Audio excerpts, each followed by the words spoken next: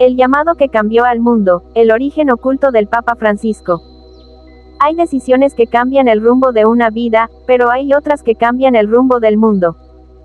Esta es la historia de Jorge Mario Bergoglio, un joven argentino que, lejos de imaginarse como el líder espiritual de más de 1.000 millones de personas, vivía una vida común, entre libros, trenes y silencios, hasta que un día, escuchó un llamado que nadie más oyó.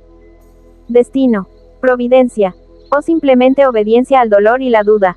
Esta es la historia no contada del Papa Francisco. Y comienza mucho antes del Vaticano. Nacido un 17 de diciembre de 1936, en un barrio sencillo de Buenos Aires, Jorge Mario Bergoglio creció en el seno de una familia italiana, marcada por la guerra, el trabajo honesto y la fe silenciosa. Su padre, Mario, era contador en el ferrocarril. Su madre, Regina, ama de casa.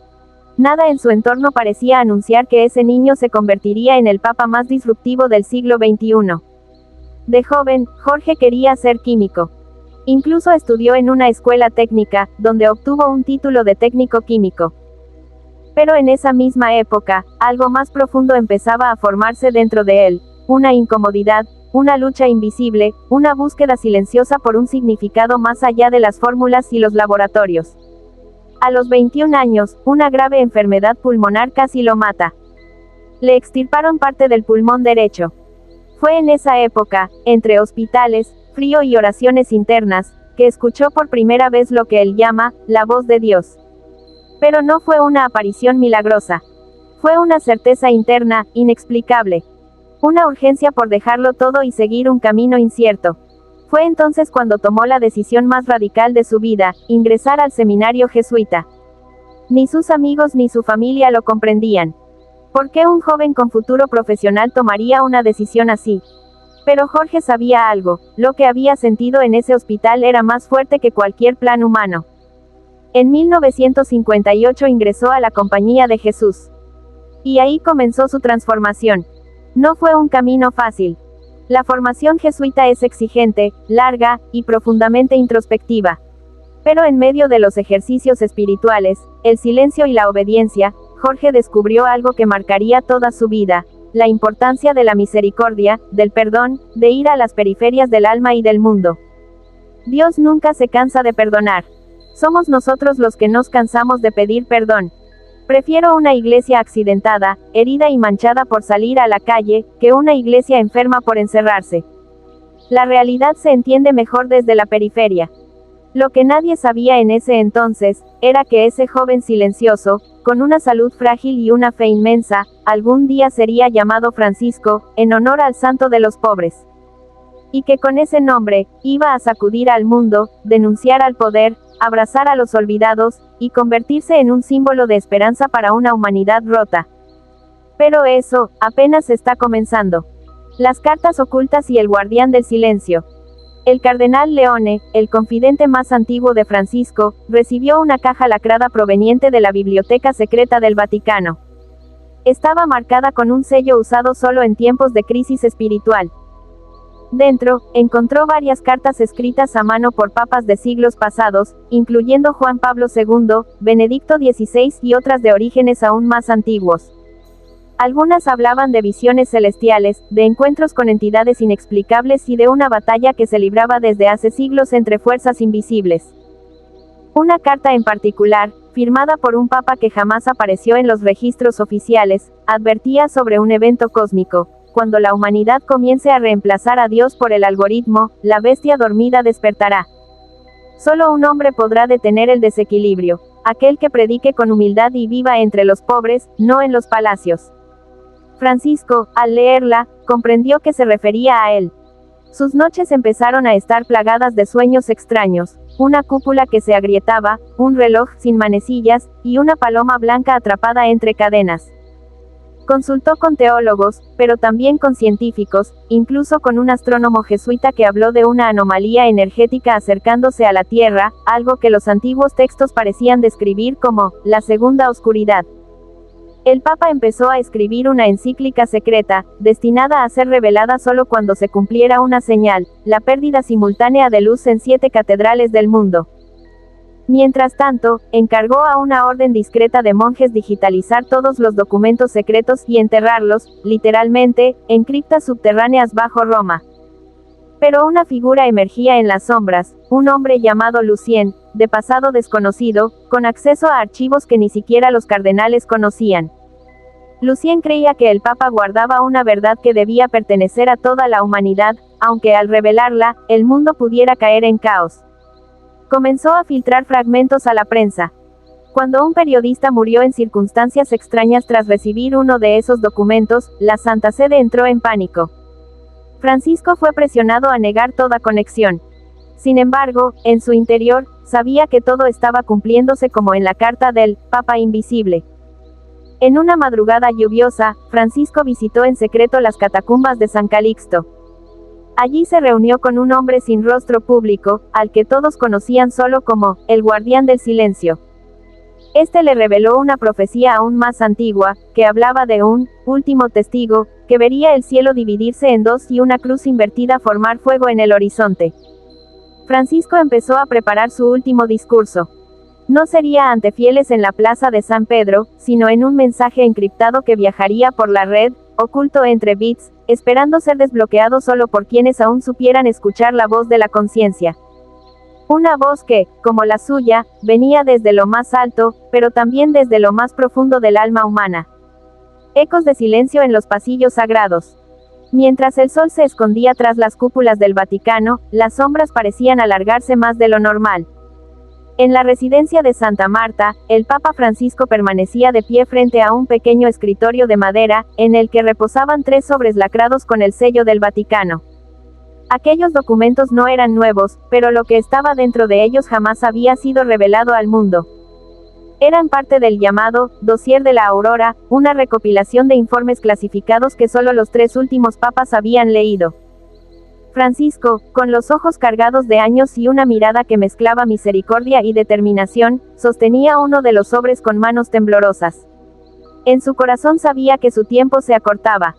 No por la edad, ni por la enfermedad, sino por algo más profundo, la necesidad de decir la verdad. Cuando la iglesia se aleja del pueblo, se convierte en una cáscara vacía, había dicho en una homilía años atrás. Ahora, esas palabras pesaban como anclas sobre su alma. El silencio de los cardenales. Dentro de los muros de mármol, algunos cardenales murmuraban. El círculo de confianza del Papa se había estrechado peligrosamente. No por traición directa, sino por miedo. Miedo a lo que Francisco estaba a punto de revelar. Miedo al juicio de la historia.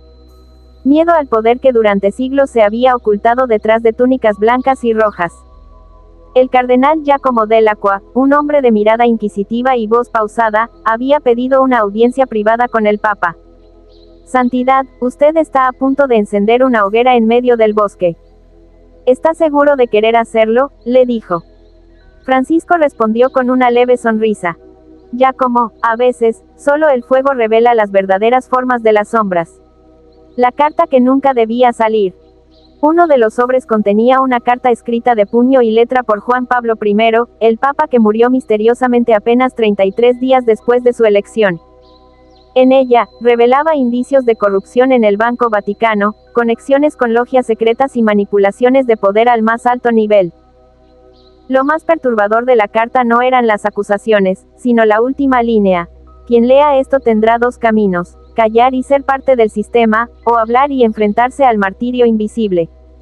Francisco comprendió que no podía callar más. Esa noche, tomó su pluma y empezó a escribir lo que él llamó, la carta del arrepentimiento eterno. Un nuevo comienzo, o el fin. A las pocas semanas, el Papa Francisco convocó a una reunión sin precedentes.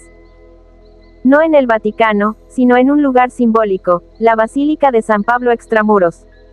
Allí, entre columnas ancestrales, con una audiencia restringida y sin medios de comunicación, leyó pasajes de su carta. No fue una confesión, ni una denuncia directa. Fue un llamado desgarrador al alma de la Iglesia: no fuimos elegidos para reinar, sino para servir. Y hemos olvidado el polvo del camino por buscar el brillo del oro. Las lágrimas en los ojos de algunos obispos fueron sinceras. Pero otros, al salir del recinto, ya hablaban en voz baja de una posible renuncia forzada. El mensaje que llegó al mundo. Una filtración. Un periodista. Un archivo de audio. La carta del Papa se viralizó, y el mundo supo que algo grande estaba ocurriendo. Las redes estallaron. Algunos lo llamaban santo. Otros, traidor. Pero nadie quedó indiferente. El juicio del alma. La filtración había encendido una llama imparable. Desde Buenos Aires hasta Jerusalén, pasando por Moscú, Washington y Nairobi, la carta del Papa Francisco se leía con la solemnidad de una encíclica, pero se sentía como una profecía. Las cadenas de noticias debatían su mensaje como si se tratara de una crisis política global. Pero dentro del Vaticano, el silencio era más ensordecedor que cualquier escándalo. Los guardianes del silencio. En una sala de piedra sin ventanas, conocida como la Cámara del Silencio, 7 cardenales se reunieron bajo estrictas normas de confidencialidad. Esta sala, creada siglos atrás para tratar temas que, nunca debían ser documentados, había sido usada por última vez durante la Segunda Guerra Mundial. El objetivo de esta reunión era claro: cómo controlar a un papa que se había desbordado del molde. Un hereje encubierto, o un santo que incomodaba demasiado.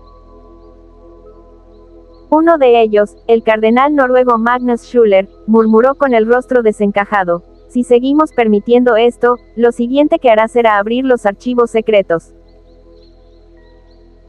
Y entonces, nadie estará a salvo. Los archivos secretos del Vaticano. Detrás de una puerta custodiada por 3 niveles de autorización digital y física, existen más de 85 kilómetros de estanterías con documentos que jamás han visto la luz. Informes sobre exorcismos no reconocidos, misiones diplomáticas con dictaduras, el seguimiento secreto a supuestos videntes, incluso cartas privadas de Galileo y Da Vinci. Francisco había solicitado acceso completo, algo que solo había ocurrido una vez, en 1962, durante el Concilio Vaticano II. A muchos les pareció una locura. Pero el Papa no buscaba abrir los archivos para acusar a otros. Buscaba algo más profundo: descubrir cuándo la Iglesia se había alejado del mensaje original de Jesús. Y lo que encontró fue peor de lo que imaginaba. Una visión inesperada. Una noche, tras horas de lectura en una sala sin cámaras ni ventanas, Francisco cayó de rodillas. Un manuscrito, amarillento y oculto bajo una clasificación perdida, contenía el testimonio de un fraile del siglo XIII. En él, se describía una visión. Un hombre de blanco, de nombre Francisco, limpiará con fuego los pilares podridos y con sangre sellará un nuevo pacto. El Papa quedó paralizado. No por la coincidencia de su nombre, sino por la precisión profética. La descripción continuaba: morirá sin miedo, pero su palabra vivirá más allá de Roma, en boca de los pobres y los olvidados. El pueblo se levanta. Fuera de los muros del Vaticano, la reacción fue inesperada. Grupos católicos, protestantes, musulmanes y hasta ateos comenzaron a citar frases de Francisco como si fueran escrituras nuevas. El reino de Dios no está en el poder, está en la coherencia. Esa frase apareció en muros de ciudades, en camisetas, en canciones. Un movimiento comenzó a nacer. Silencioso, como una semilla en tierra fértil. Pero los guardianes del poder no iban a quedarse de brazos cruzados. La amenaza final. Una carta anónima llegó a la residencia papal. Sin firma. Sin remitente. Solo una frase escrita en latín: Memento mori, pastor. Tu rebaño ya no te pertenece, recuerda que morirás, pastor. Tu rebaño ya no te pertenece. Francisco no se sorprendió. Sabía que el precio de hablar era alto. Y aún así, se levantó, tomó la carta, la colocó junto a su cruz pectoral y salió rumbo a la Capilla Sixtina. Allí, de pie bajo el juicio final de Miguel Ángel, murmuró: Señor, si esto es mi final, que sea un final que despierte luz en la oscuridad, la batalla más difícil del Papa Francisco. Ser papa no es solo guiar, bendecir y hablar de amor. A veces, ser papa significa enfrentar el dolor más profundo, la vergüenza más grande, y decidir si se actúa con coraje o se calla con miedo. Francisco no eligió el silencio. En los primeros meses de su pontificado, Jorge Mario Bergoglio ya sabía lo que muchos sospechaban: la Iglesia Católica vivía una de las crisis más dolorosas de su historia moderna. Los escándalos de abuso sexual cometidos por sacerdotes en distintos países eran una herida abierta. Una herida que había sido maquillada durante décadas, hasta que llegó alguien que no estaba dispuesto a esconder más nada.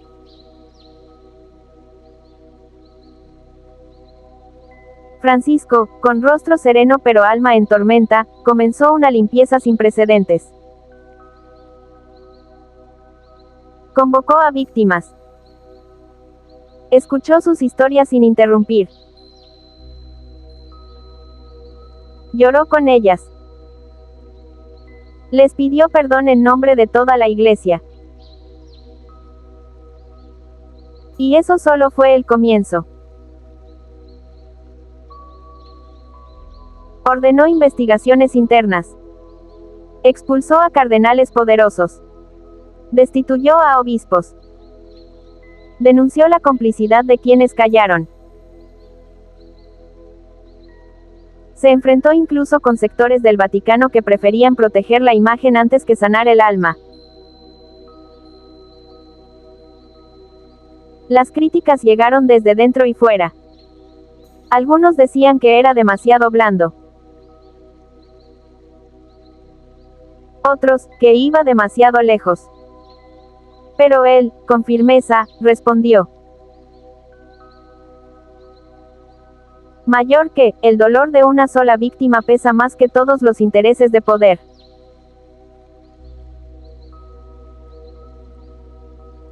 Y en medio de todo, creó una comisión especial para la protección de menores.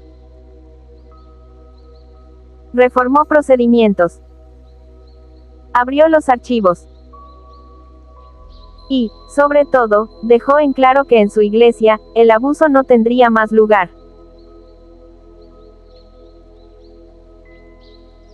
Pero este combate no fue solo externo. Francisco sabía que debía luchar también contra lo espiritual, contra la arrogancia, el clericalismo, la ceguera institucional. Luchaba contra una estructura que había olvidado el Evangelio por aferrarse al poder.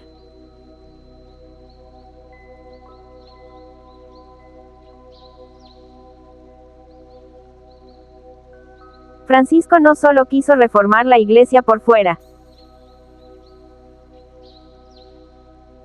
Quiso sanarla por dentro. Y para lograrlo, aceptó convertirse en el blanco de críticas, ataques y sospechas.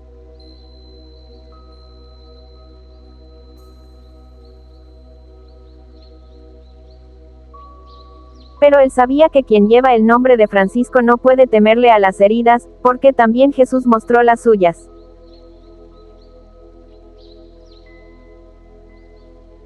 Esta parte de su historia no es la más cómoda.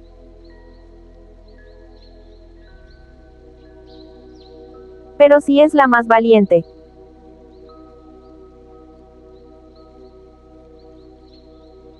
Porque cuando todo parecía oscurecerse, él decidió ser luz. Enemigos en la sombra, el precio de decir la verdad.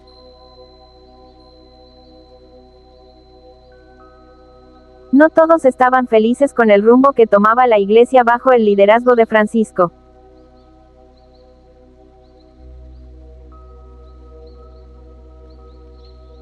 Sus palabras, aunque suaves, golpeaban estructuras.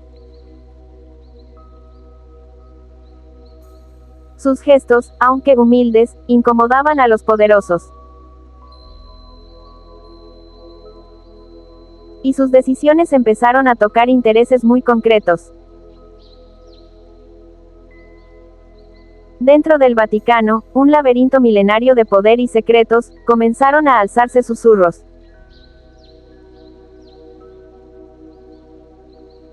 Algunos lo consideraban una amenaza. Otros, un traidor.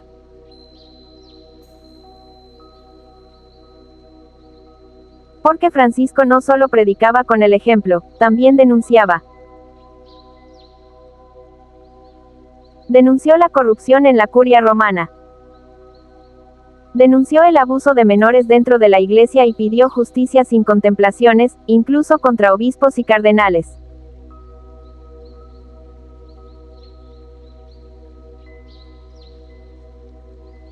Denunció la mafia del dinero en el Banco Vaticano. Denunció a quienes se enriquecían usando el nombre de Dios. Y eso, como era de esperarse, despertó enemigos. Recibió amenazas. Cartas anónimas. Incluso informes internos que advertían sobre posibles complots. Periodistas de investigación afirmaron que el Papa había sido espiado por sectores de poder que veían su reforma como una amenaza directa a sus privilegios. Pero Francisco, fiel a su estilo, nunca retrocedió.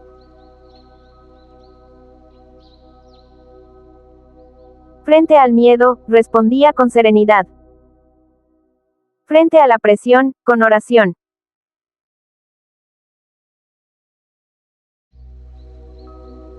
Decía: mayor que, no temo al juicio de los hombres. Temo no ser fiel a la misión que se me encomendó.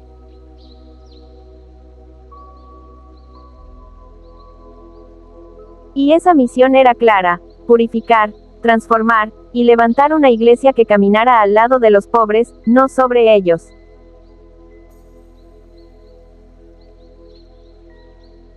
Pero el precio era alto.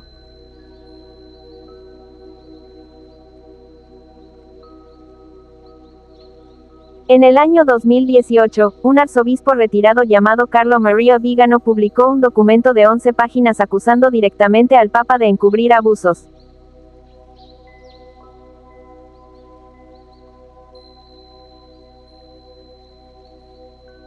Aunque gran parte del informe fue desmentido y se reveló como una jugada política, el daño estaba hecho.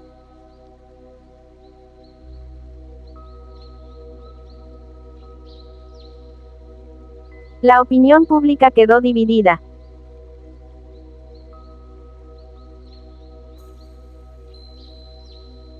Francisco, en lugar de defenderse, optó por el silencio y pidió a los periodistas investigar por su cuenta y buscar la verdad.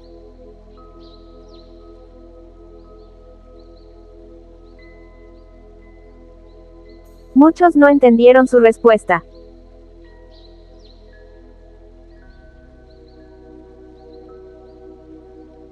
Pero ese era su estilo, no alimentar el fuego con más fuego.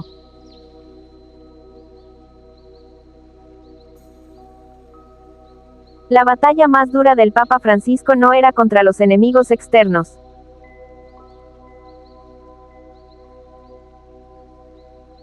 Era contra los demonios internos de la propia Iglesia.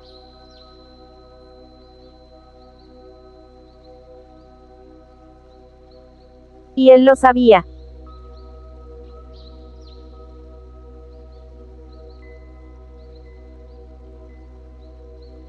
En un mundo donde muchos prefieren callar por comodidad, él eligió hablar con firmeza.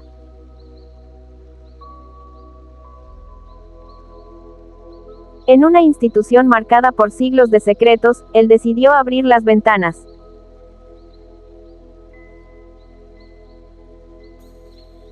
Y aunque su cruz parecía más pesada cada día, Francisco seguía caminando.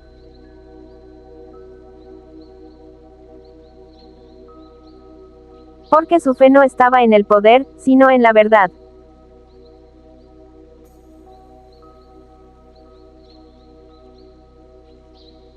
El viaje más peligroso, a tierra de mártires y esperanza.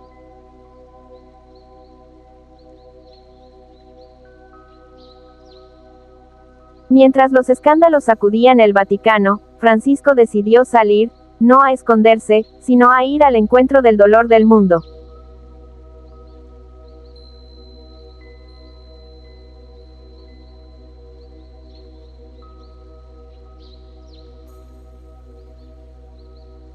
Viajó a lugares donde ningún papa se había atrevido.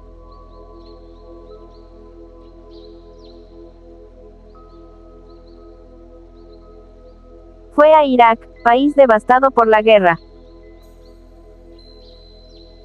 A pie, caminó entre ruinas y mezquitas destruidas, abrazó a cristianos perseguidos y rezó con imanes musulmanes por la paz.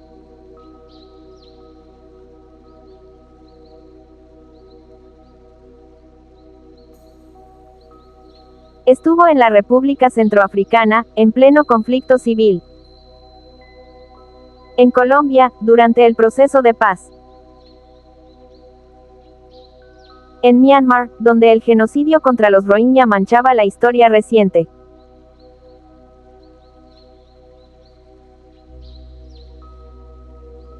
No había lugar demasiado peligroso para su mensaje.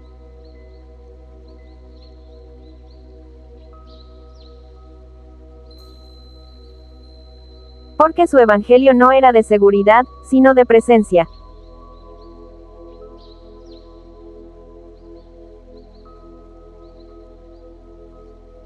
Allí donde el miedo reinaba, él dejaba esperanza.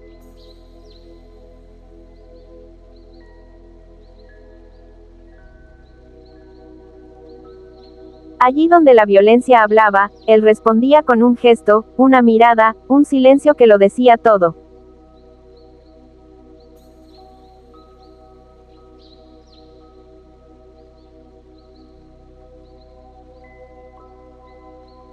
Francisco y el futuro, las decisiones que cambiaron el rumbo.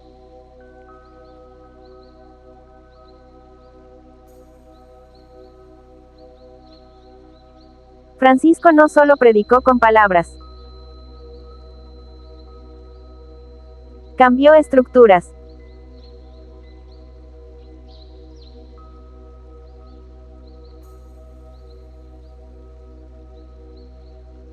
Permitió que mujeres ocuparan cargos de responsabilidad en el Vaticano.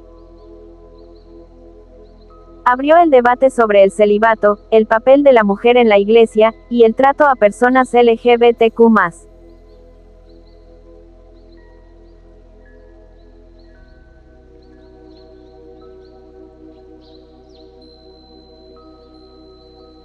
Llamó a la Amazonía, el pulmón espiritual del mundo, y defendió a sus pueblos indígenas como guardianes de la vida.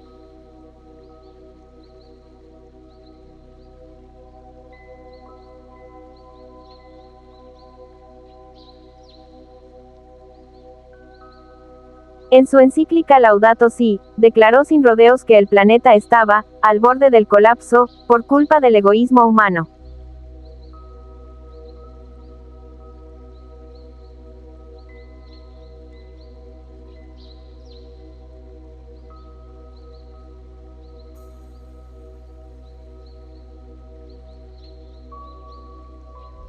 Y aunque sus ideas generaban polémica, también inspiraban.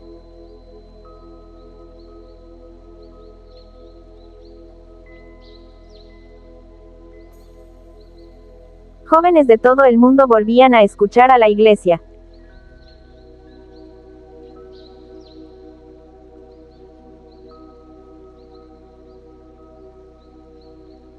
Artistas, pensadores, científicos y hasta ateos reconocían algo inusual en él: coherencia.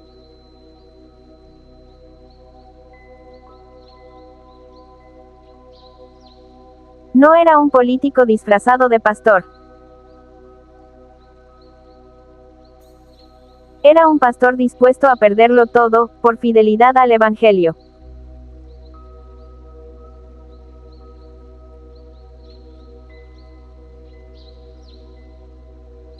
El día que lloró en público.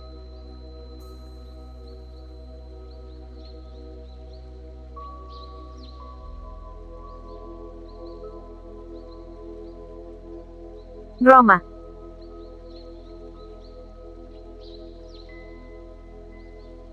Navidad.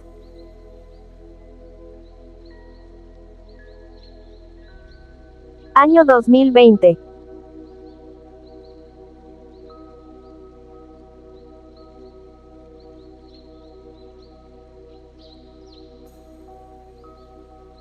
La pandemia había arrasado el mundo.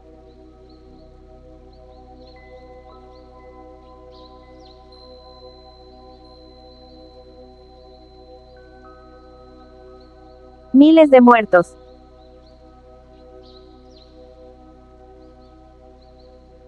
Iglesias vacías.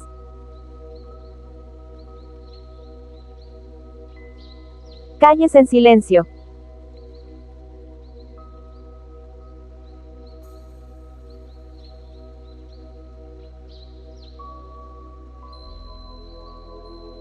Francisco celebró una misa casi solo, frente a una plaza de San Pedro completamente vacía.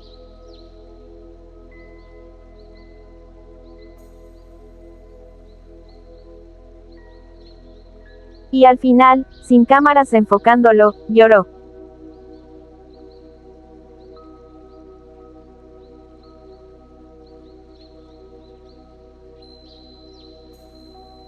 Sus lágrimas no fueron de miedo, sino de dolor compartido.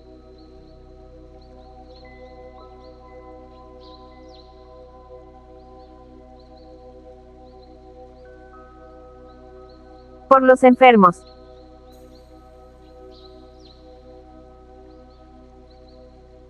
Por los pobres.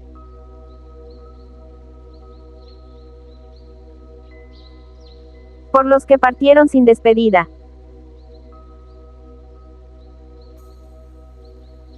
Por los que murieron sin ser abrazados.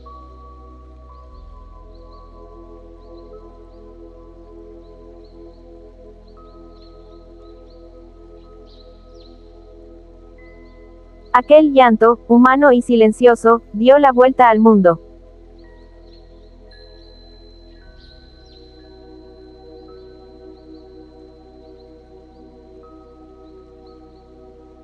Y muchos comprendieron que ese hombre de blanco, al que llamaban Papa, también era un hombre que cargaba el sufrimiento de millones en su alma.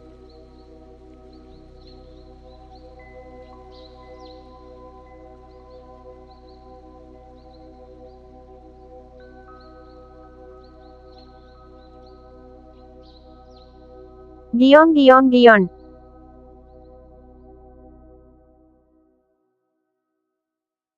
El Papa del fin del mundo, un legado que no muere.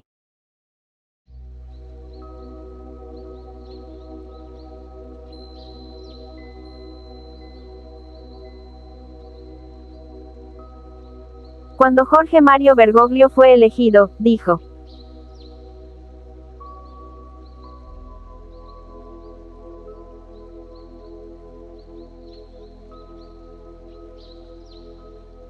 mayor que, mis hermanos cardenales fueron a buscar al nuevo Papa, al fin del mundo.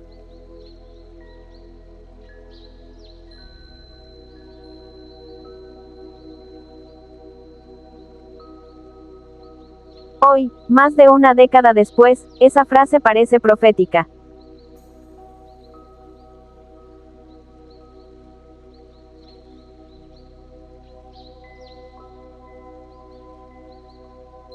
Desde Argentina, desde el silencio de los pobres, desde las villas, desde los olvidados, se levantó un papa que cambió la historia.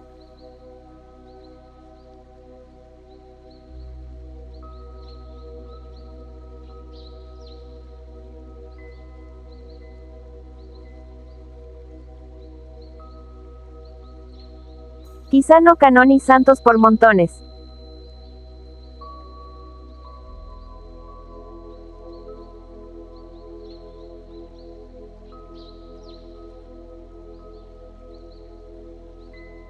Tal vez no firme dogmas teológicos eternos.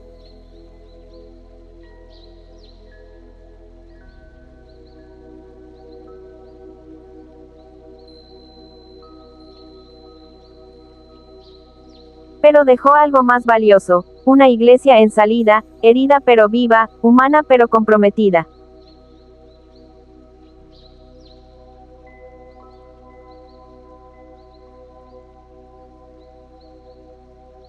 Y lo más impresionante de todo, es que su historia aún no termina.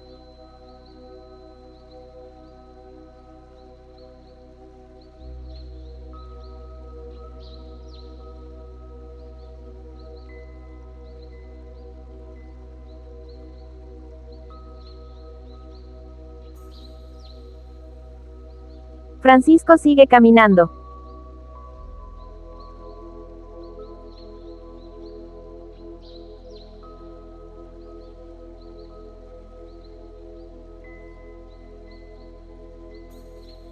Sigue escribiendo capítulos.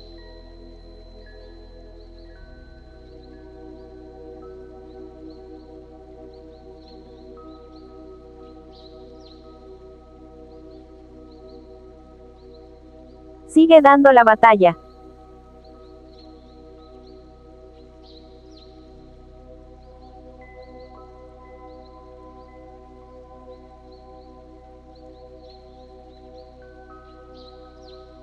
Y lo mejor, aún está por contarse.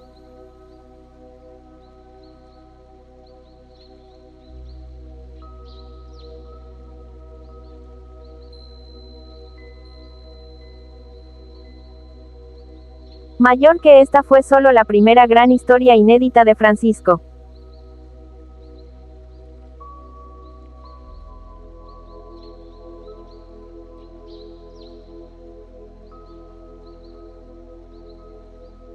Lo que nadie te contó, lo que los medios silenciaron, lo que el tiempo aún no ha revelado, lo encontrarás aquí.